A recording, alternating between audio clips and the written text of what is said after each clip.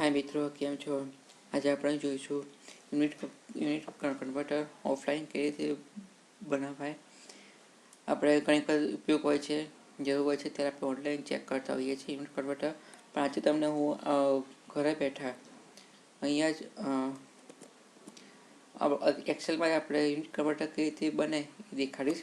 નીચે આમાં મેં યુનિટ કન્વર્ટરમાં ટાઈમ લીધો છે।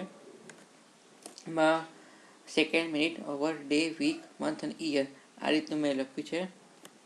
નેટ ઉપરથી જોઈ ટેબલ બનાવ્યું છે। ટેબલ તમારી જાતે પણ બનાવી શકો છો ટેબલ। હવે મેં રો અને કોલમ લખ્યું છે અને આ વસ્તુ મેં ડેટા અહીંથી મેં ડેટામાં ગયો, ડેટા વેરિએશનમાં જઈને લિસ્ટમાં જઈને મેં ડેટા વેરિએશન મેં કર્યું છે અને ટોપડાઉન લિસ્ટ મેં અહીંથી કર્યું છે। ધારો કે મારે 1 સેકન્ડ બરાબર 60 મિનિટ આવવી જોઈએ। મારે 1 સેકન્ડ બરાબર 60 મિનિટ, એટલે આ મારો આંકડો આવવો જોઈએ।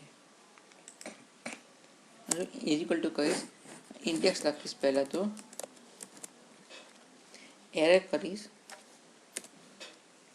રો નંબર એમાં રોમાં અને કોલમ નંબર છે એમાં હું મેચ યુઝ કરીશ 2 વખત। પહેલો મેચ યુઝ કરીશ રો માટે, સેકન્ડ મેચ યુઝ કરીશ કોલમ માટે। મેચ યુઝ કર્યું રો માટે, કોલમ એરે સિલેક્ટ કરીશ અને 0, પછી ફરીથી યુઝ કરીશ મેચ રો માટે, કોલમ માટે યુઝ કરીશ રો માટે 0 ઇન્ટુ જેટલા મારી વેલ્યુ આવી છે એ કરી દઈશ। જોઈ શકો છો 1 સેકન્ડ બરાબર 60 મિનિટ,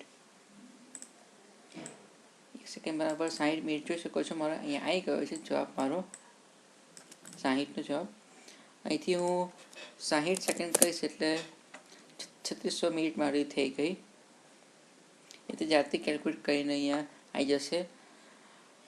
અહીંથી આપણે લેન્થનો પણ યુઝ કરી શકીએ છીએ, એંગલનો, વેટનો પણ, સ્પીડ આપણે ડેટા વેરિએશન કરીને ઇન્ડેક્સ મેચ યુઝ કરીને આપણે યુનિટ કન્વર્ટર બનાવી શકીએ છીએ।